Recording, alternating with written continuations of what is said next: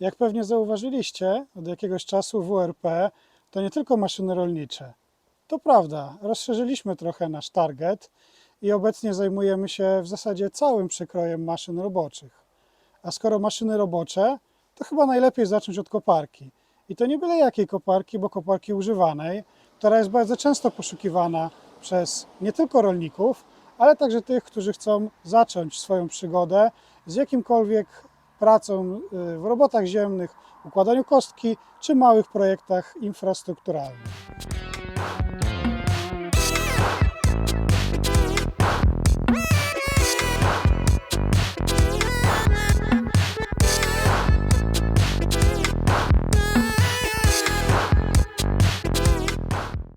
Tym razem na warsztat bierzemy właśnie nie Wackera, a Neusona 3503, ponieważ ta koparka jest jeszcze z czasów, kiedy maszyny powstawały w Austrii, projektowane przez Austriaków, głównie dla Austriaków, ponieważ maszyna z racji swojej ceny w tamtym czasie raczej nie była tak popularna.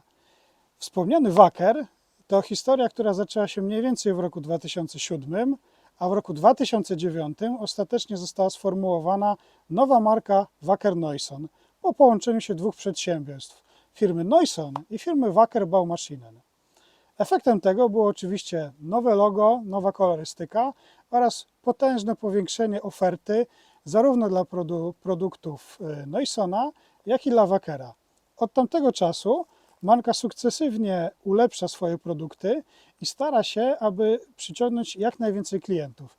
I całkiem nieźle im się to udaje, ponieważ w wypożyczalniach sprzętu budowlanego Wacker Neusony są jednymi z najczęściej widzianych maszyn. 3503. Co to tam mówi? Podobnie jak w ciągnikach. Masa około 3,5 tony. Ten egzemplarz ma na tabliczce wpisaną masę testową 4 tony, ponieważ te maszyny w zależności od specyfikacji mogły być nieco cięższe. I moc 35 kW, czyli około 48 koni mechanicznych. Maszyna jest z lat 2001-2008, a więc nie należy się tutaj spodziewać absolutnie żadnych elementów, które mają poprawić czystość spalin. To ucieszy wszystkich tych, którzy nie lubią wydawać pieniędzy na coś, z czego nie ma zysku. A co w tej maszynie jest? Zobaczmy. Po pierwsze silnik Yanmar, poprzednik miał silnik Perkins. Jeszcze za czasów, kiedy Perkins był preferowaną marką wśród wszystkich małych i nie tylko małych odbiorców, bo znamy go również dobrze z ciągników.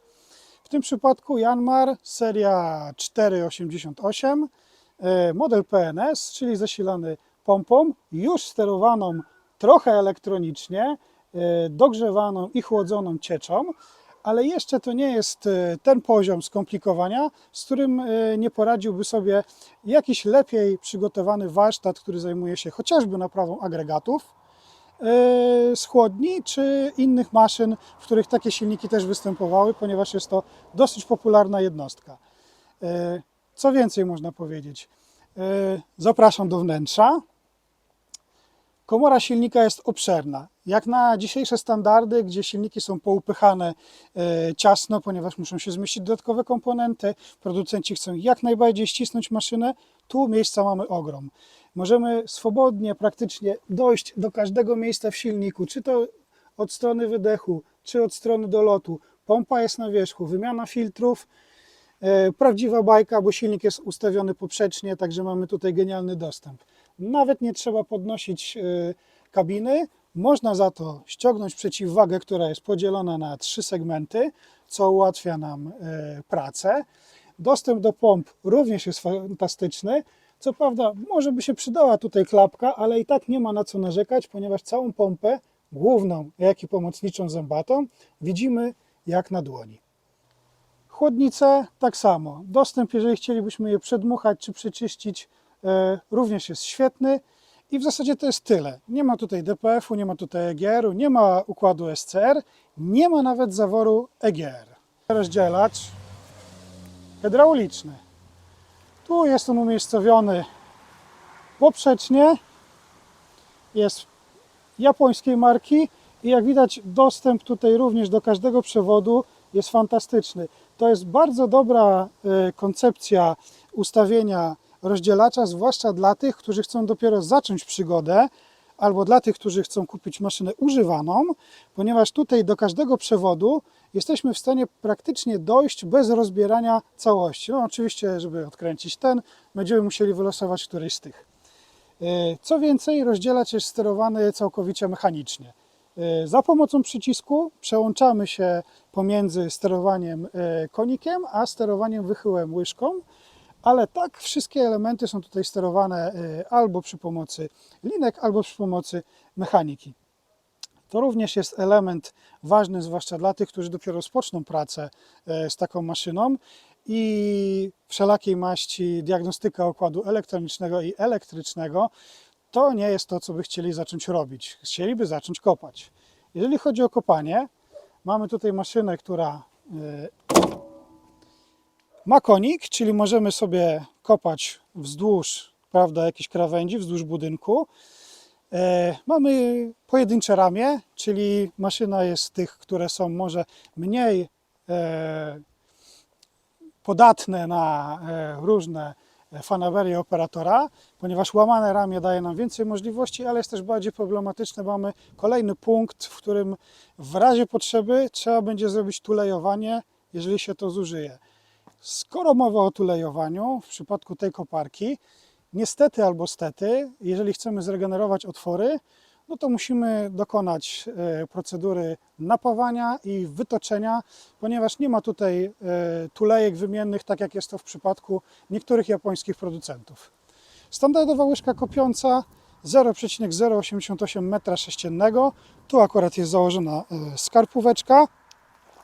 Skarpóweczka bez tabliczki, ale jak przystało na maszynę 3,5 tonową, jest to już łyżka, którą można zarówno przystąpić do przyatakowania jakiegoś fundamentu, czy skarpowania jakichś niedużych wykopów, chociaż w sumie dużych też, czemu nie. Idziemy do kabiny, ponieważ, tak jak wspomniałem, maszyna jest z roku dokładnie 2004. W kabinie nie należy spodziewać się nie wiadomo jakich ekstrasów, ale też z drugiej strony jest to maszyna robocza, a nie samochód, więc też nie spodziewajmy się tutaj nie wiadomo czego. Jest wszystko to, co jest potrzebne. Jest wygodne wejście. Jest już blokada hydrauliki poprzez opuszczenie lewego podłokietnika. Są dwa podłokietniki, takie z takiej, można powiedzieć, pianki i dwa joysticki profilowane. Co prawda tutaj, jeżeli chodzi o przyciski, to jest tylko przycisk od funkcji przełączania się uchyłu skarpówki i konika, no i klakson. Poza tym jazda w dźwigniach, sterowanie konikiem z dźwigni nożnej, linką do rozdzielacza. No i poza tym z tej strony licznik motogodzin, wskaźnik paliwa i przyciski od dmuchawy i świateł. Jeżeli chodzi o tą samą generację, ale maszynę troszeczkę większą, czy też cięższą i troszeczkę lżejszą, będzie to Noison 3703 o masie około 4 ton.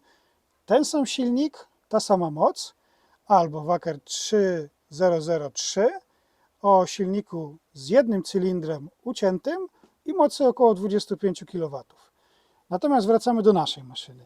Jeżeli chodzi o kabinę, jest to maszyna na pewno, którą pomimo gabarytu należy zaliczyć do takich, która daje dużo przestrzeni operatorowi. Jeżeli położymy sobie podłokietnik, to mamy tutaj niedużą kieszeń na jakieś dokumenty, uchwyt na kubek w trochę dziwnym miejscu, ale zawsze jest, co nie jest częste w tych maszynach. Po tej stronie drugi uchwyt, tutaj może trochę przestrzeni na jakieś szpargały przyda się. Popielniczkę, pamiętajmy, to jest początek XX wieku, a więc wtedy jeszcze wszyscy palili. Dzisiaj jest to nie do pomyślenia. Jeżeli chodzi o szyby, boczna szyba uchylna, jedna boczna, przednia szyba podnoszona do góry, szybka taka zaokrąglona do pracy przy załadunkach lub przy jakimś kuciu, na przykład sufitów. Z tej strony oczywiście drzwi, tutaj szyba nieuchylna, tylna szyba bez podgrzewania i bez wycieraczki, ale pamiętajmy, że naszą główną przestrzeń roboczą mamy przed sobą. Co więcej, no, Nie ma tu nic więcej, ponieważ mamy rok 2004 i koparka ma po prostu pracować. Gąsienice 300, natomiast jeżeli chodzi o gabaryty do transportu, to tak jak wspomniałem, masa należy przyjąć od 3,5 do 4 tony. Trzeba zobaczyć dokładnie, jak Wasza maszyna, czy planowana do zakupu maszyna miałaby ważyć. Jeżeli chodzi o długość do transportu, 5,17, tak da się ją poskładać. Jeżeli chodzi o zasięg kopania, 4,91, głębokość 3,23 i co jeszcze? Wysokość 2,40, natomiast szerokość 1,62 m. Jeżeli chodzi o to, jak operuje się maszyną już ponad 20-letnią, okazuje się, że Noison jest całkiem przyjemny, jeżeli chodzi o operowanie. Zaskakująca jest jazda. Jazda jest sterowana w taki sposób, że praktycznie nie musimy przykładać siły tutaj do dźwigni. Możemy w zasadzie sterować sobie palcami. Maszyna nawet na szybkim biegu reaguje bardzo dobrze, nawet na takim lekkim gruncie i trawie, jaki mamy tutaj. Oczywiście jesteśmy na terenie budowy.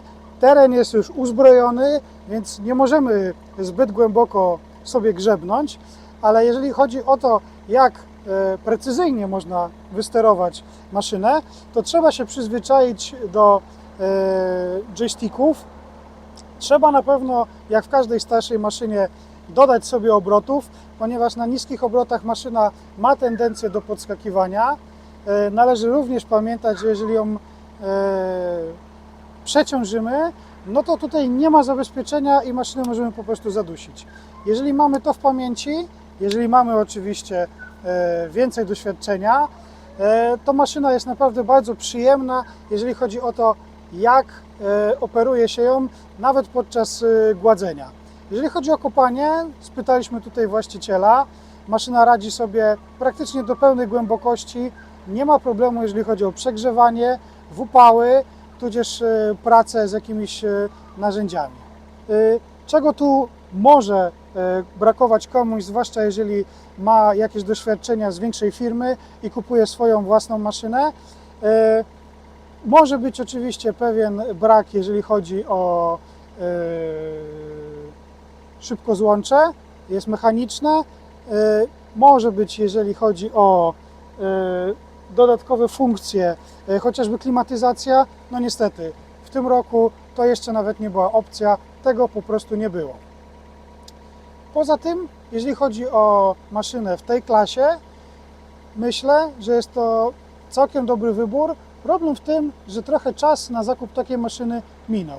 Niemniej, jeżeli uda się znaleźć taką maszynę w dobrym stanie, z pewną historią serwisową, bo to też jest ważne, i która nie była mocno męczona, na przykład w jakiejś firmie wypożyczającej maszyny, to jest to całkiem atrakcyjna opcja na pierwszą lub drugą maszynę, tudzież na maszynę, która na firmie będzie pełniła rolę tej drugiej czy trzeciej w zapasie, a nie chcemy kupować maszyny nowej.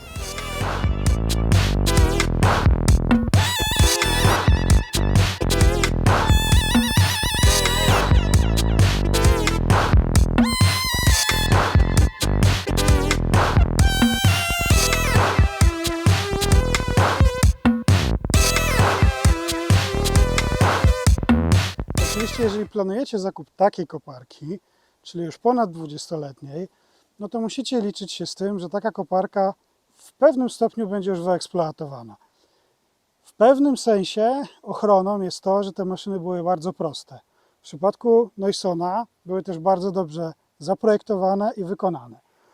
Natomiast jeżeli chodzi o ich stan, no to nie ma co spodziewać się cudów. Są to maszyny, które na pewno gdzieś pracowały, ponieważ nikt takiej maszyny nie kupuje dla własnej przyjemności.